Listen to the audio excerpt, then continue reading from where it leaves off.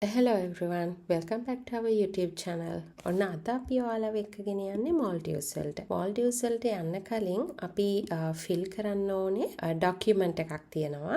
එයාලගේ අපි ඉමිග්‍රේෂන් එකේ travel declaration එකක් කරන්න ඕනේ. අන්නේ travel declaration form එක ෆිල් කරන්නේ කොහොමද කියලා තමයි අද අපි ඔයාලට පෙන්නන්නේ. ඔයාලා දන්නවා Maldives වලට visa apply කරන්න ඕනේ නැහැ අපිට. ඒ කියන්නේ on arrival visaත් නෙමෙයි, visa free. සිංගප්පූර් වලට වගේ. මේ ෆෝම් එක සබ්මිට් කරන්න ඕනේ ඔයාලා Maldives වලට ලෑන්ඩ් කරන්න කලින්. ඒකට hours ගානක් ස්පෙસિෆික් hours ගානක් ඩිෆයින් කරලා නැහැ ඒගොල්ලෝ. අනිවාර්යෙන්ම අපි හෙට ලෑන්ඩ් කරන්න කලින් මේ ඩොකියුමන්ට් එක සබ්මිට් කරලා තියෙන්න ඕනේ කියලා තමයි යාලා කියන්නේ. ඒක නිසා ඔයාලට පුළුවන් ඔයාලා ලංකාවෙන් ෆ්ලයි කරන්න කලින් travel declaration form එක සබ්මිට් කරලා තියන්න. අන්න ඒ ෆෝම් එක ෆිල් කරන්න ඔයාට යන්න පුළුවන් Google එකට ගිහිල්ලා සර්ච් කරන්න ඕනේ Maldives immigration කියලා. එතකොට මෙන්න මේ සයිට් එක Maldives immigration website එක මෙන්න මේ විදිහට ඔයාලට URL එක බලා ගන්න පුළුවන්. මෙන්න මේ URL එකට ගිහිල්ලා චුට්ටක් පල්ලෙහාට යනකොට යට තියෙනවා travel declaration කියලා. එහෙම නැත්නම් උඩ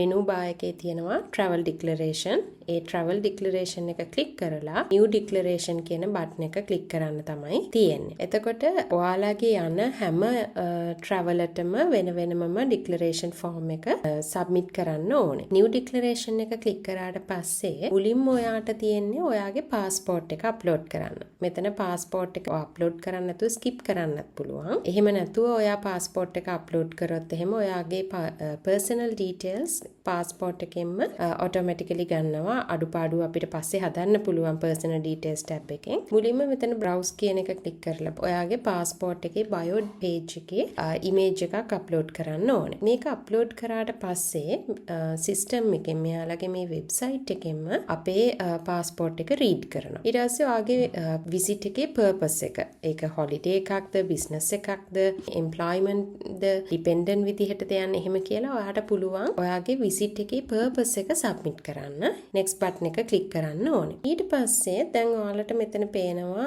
ඊළඟට අපි යන්නේ personal details කියන tab එකට. personal details tab එකේ already මේ data ටික fill වෙලා ඇවිල්ලා තියෙනවා. මේ data fill වෙලා ඇවිල්ලා තියෙන්නේ මගේ අප්ලෝඩ් කරපු passport එකේ data read කරලා තමයි මේ data fill වෙලා ඇවිල්ලා තියෙන්නේ. එතෙන්දී ඔයාගේ given name එකයි surname එකයි විතරක් තියෙන නිසා surname එක ඇරෙන්න අනිත් නම් තියෙන ඔක්කොම ටික ඔයාගේ given name එකේ enter කරන්න පුළුවන්. එතකොට middle name එක, first name, middle name මේ ඔක්කොම ටික given name එකේ submit කරලා surname එක වෙනමම enter කරන්න පුළුවන්. ඊට පස්සේ gender එක enter කරන්න ඕනේ, date of birth, ඔයාගේ passport number එක, passport එක expire වෙන්නේ කවද්ද, ඔයාගේ nationality එක, ඊට පස්සේ country of residence, ඔයා මේ වෙලාවේ ඉන්නේ මොන country එකේද, ඊට පස්සේ ඔයාගේ email address එකයි, mobile number එකයි මේ දේවල් ටික submit කරන්න ඕනේ. ඊට පස්සේ ඔයාගේ ෆොටෝ එක අප්ලෝඩ් කරන්න ඕනේ. මේ ෆොටෝ එක passport size ෆොටෝ එකක් තමයි වෙන්න ඕනේ. ඊට පස්සේ ඔයාට next කරන්න පුළුවන්. ඊළඟට ඔයාගේ origin country of departure, ඔයා කොහේ ඉඳලාද මුලින්ම ඔයාගේ flight එක ගන්නෙ. ඊට පස්සේ Maldives වල port of entry, ඔයා මොන airport එකෙන්ද land කරන්නේ. එතකොට දැන් මෙතන port of entry එකේදී ඔයාට එක එක airports තියෙනවා. ඒ airports වලින් එකක් ඔයාට select කරන්න පුළුවන්. ඊට පස්සේ arrival date එක, ඔයා කවදටද Maldives වලට land කරන්නේ. එතකොට ඔයා enter කරන airport එක base කරලා ඒ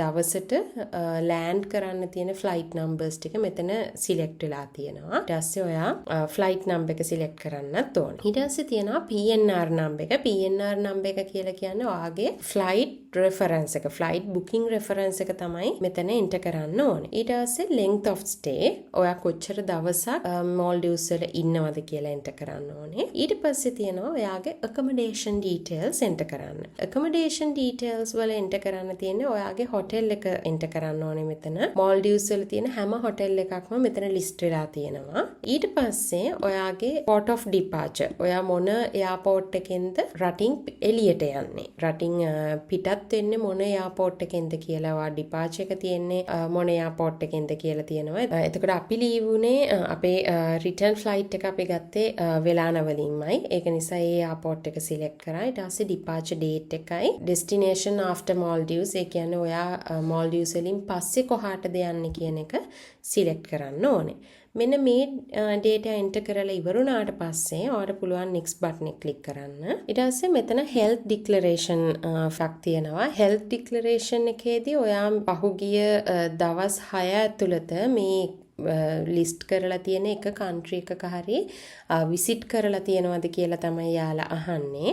මොකද ඒක මෙතන ස්පෙસિෆිකලිම හෙල්ත් ඩික්ලරේෂන් එකේදී කියන්නේ yellow fever එක ගැන. මේ කන්ට්‍රි එකක් විසිට් කරලා තියෙනවා නම් ඔයාට yellow fever vaccination certificate එකක් ගන්න ඕනේ. එතකොට ඔයා මේ countries visit කරලා නැත්නම් මෙතන no කරලා proceed කරන්න පුළුවන්. no කියන බටන් එක ක්ලික් කරලා ඊට පස්සේ next කරන්න ඕනේ.